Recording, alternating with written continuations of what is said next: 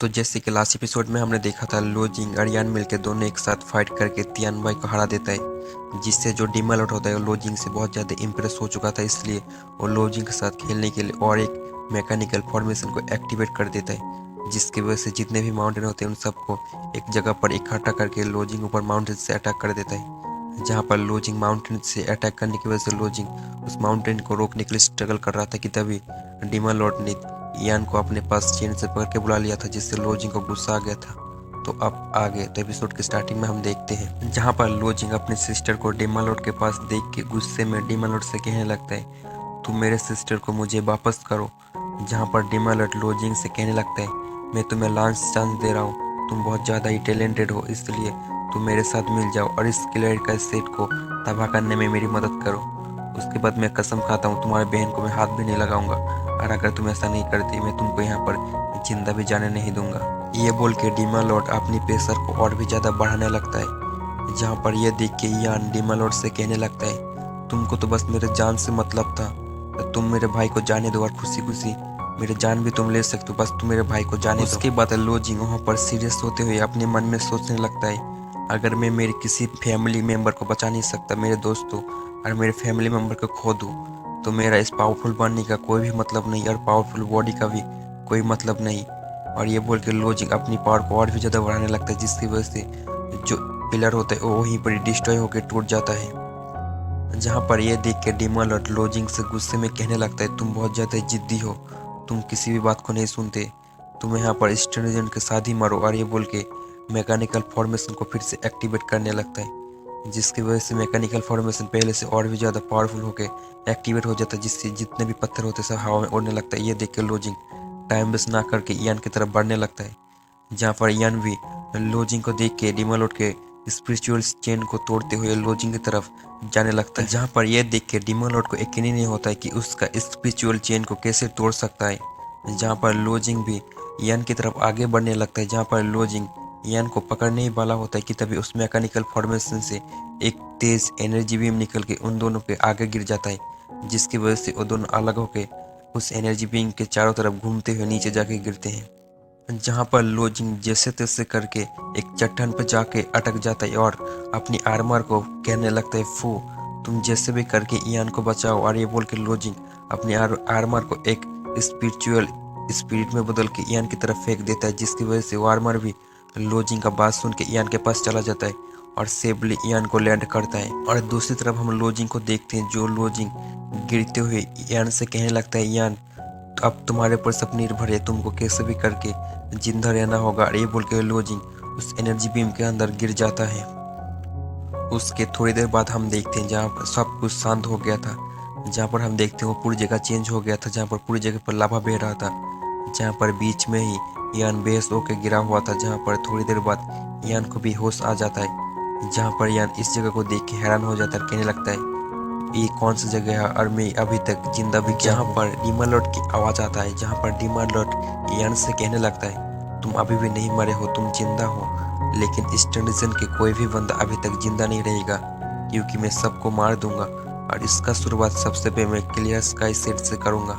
ये बोल के डिमलॉट फिर से अपनी मैकेनिकल फॉर्मेशन को एक्टिवेट कर लेता है, जिसकी वजह से जितने भी लावा होते हैं और पहले से ज़्यादा एग्रेसिव हो जाते हैं और बढ़ने लगते हैं। जहाँ पर ये देख के यान लोजिंग को पुकारने लगता है और कहने लगता है, भाई तुम कहाँ पर हो, भाई तुम कहाँ पर हो। लेकिन हम देखते हैं ये पुकार ही रहा होता है कि तभी यान का नज़र उस जेट पैनल की तरफ पड़ता है, जहाँ पर यान उस जेट पैनल को देखते हुए कहने लगता है, ये यहाँ पर कैसे आया।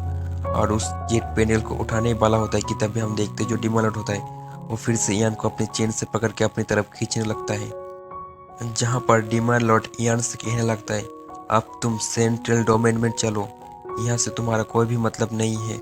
जहाँ पर यान को इस बात से कोई भी फर्क नहीं पड़ता, यान तो बस उस जेट को लेने के लिए डिमलॉट से कहने लगता है, प्लीज़ तुम मुझे बस उस जेट वापस कर दो। जहाँ पर डिमलॉट यान का बात को ध्यान ना दे के यान उस जेट को लेने की कोशिश करता है, लेकिन हम देखते हैं जो जेट होता है वो लावा के अंदर पूरा डूबने लगता है। उसके बाद हम नेक्स्ट सीन देखते हैं, जहाँ पर लोजिंग एक जगह पर बेहोश होकर पड़ा हुआ होता है कि तभी लोजिंग को थोड़ी देर में होश आ जाता है। लोजिंग उठ के इस जगह को देखने लगता है, जहाँ पर लोजिंग इस जगह को देख ही रहा होता है कि तभी फू की आवाज़ आता है, जहाँ पर फू फू को देख के लोजिंग फू से पूछने लगता है ये कौन सी जगह है, जहाँ पर इसके रिप्लाई में फू लोजिंग से कहने लगता है ये इमोर्टल वर्ल्ड है, जब तुम मरने वाले थे तभी मैं तुमको टेलीपोर्ट करके इस इमोर्टल वर्ल्ड में लेके आया। जहाँ पर ये सुन के लोजिंग को रिलीफ फील होता है कि तभी लोजिंग को यान के बारे में याद आता है, इसलिए वो फू से यान के बारे में पूछता है कि अभी तक वो जिंदा है। जो सुन के फू भी लोजिंग को कहता है हाँ अभी तक वो जिंदा है। यहाँ पर फू लोजिंग को शांत कराते हुए कहने लगता है तुमको परेशान होने की जरूरत नहीं, तुमने जब उसको मुझे बचाने के लिए कहा था तभी मैंने बैटल आर्मर में चेंज होकर उसको बचा लिया था, जिसकी वजह से उसको कुछ भी नहीं हुआ था, लेकिन तुमको बचाने के लिए मुझे मेरा रियल फॉर्म में आना पड़ा। जहाँ पर लोजिंग को तभी किलर का इस सेट के बारे में याद आता है, इसलिए वो फू से इस बारे में पूछने लगता है। जहाँ पर फू लोजिंग को बताता है क्लियर स्काई सेट अभी भी ठीक है, लेकिन थोड़ी देर बाद उसके साथ क्या होगा इसके बारे में मैं नहीं बता सकता, लेकिन तुम इसके बारे में टेंशन मत लो, तुम जिंदा हो यही सबसे बड़ी बात है। तुमको परेशान होने की जरूरत नहीं, क्योंकि तुम इस इमोर्टल मेडिसिन में इमोर्टल के छोड़ी गई टेक्निकल टेजर की मदद से 10 सालों में इतने पावरफुल बन जाओगे कि तुम इस डीमन लॉर्ड के क्लोन को चुटकी में हरा सकते हो। जहाँ पर लोजिंग डीमन लॉर्ड के क्लोन के बारे में सुन के बहुत ज्यादा शॉक हो चुका था। जहाँ पर लोजिंग फूस से कहने लगता है क्या सच में डीमन लॉर्ड एक क्लोन है।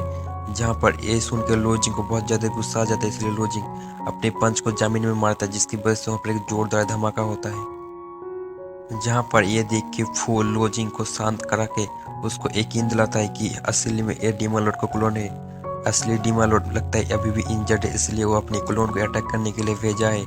जहाँ पर इसलिए आपको इमोर्टल मेडिसिन चलना होगा, ताकि आप इमोर्टल मेडिसिन में कल्टीवेशन करके 100 सालों में इतने पावरफुल हो जाओगे कि आप इस क्लोन के साथ साथ असली डीमन लॉर्ड को भी आराम से हरा सकते हो।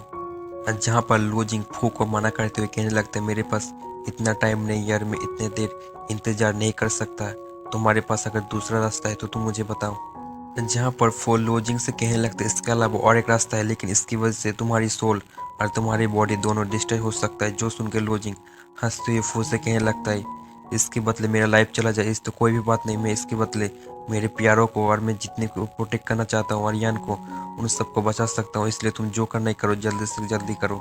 जहाँ पर फू भी लोजिंग को खोना नहीं चाहता था, इसलिए फू फ्री करते हुए कहने लगता है मास्टर मैं चाहता हूँ आप सही सलामत जिंदा लौटो, और ये बोल के फू अपनी पावर को एक्टिवेट कर लेता है। जहाँ पर फू अपनी पावर की मदद से वहाँ पर एक फॉर्मेशन बना लेता है, जिसकी वजह से फॉर्मेशन के वहाँ पर एक गोला आ जाता है। जहाँ पर फू उस बॉल को लोजिंग की तरफ भेज देता है, जहाँ पर वो बॉल लोजिंग के अंदर जाते ही लोजिंग को पेन होना स्टार्ट हो जाता है। उसके बाद हम रियल वर्ल्ड का सीन देखते हैं, जहाँ पर डीमन लॉर्ड यान से कहने लगता है तुम लोजिंग के बारे में टेंशन मत लो, क्योंकि मैं इस क्लियर स्काई सेट के जितने भी डिसाइपल हैं उन सबको लोजिंग के पास भेज दूंगा। लेकिन इसके जवाब में यान कुछ भी नहीं कहता, क्योंकि यान लोजिंग की वजह से डिप्रेस में चला गया था। ये देख के डीमन लॉर्ड अपनी पावर की मदद से एक वीडियो बना के उसको यान की तरफ फेंक देता है।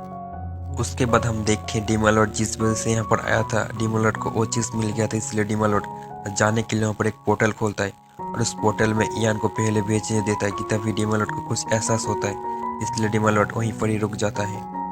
उसके बाद हम लाभा की तरफ देखते हैं, जहाँ पर लाभा में कुछ हलचल हो रहा था। जहाँ पर हम देखते हैं थोड़ी देर बाद उस लाभा से एक माउंटेन निकल कर आ जाता है और उस माउंटेन से लोजिंग बाहर आता है, जिसे देख के डीमन लॉर्ड बहुत ज़्यादा ही हैरान हो गया होता है।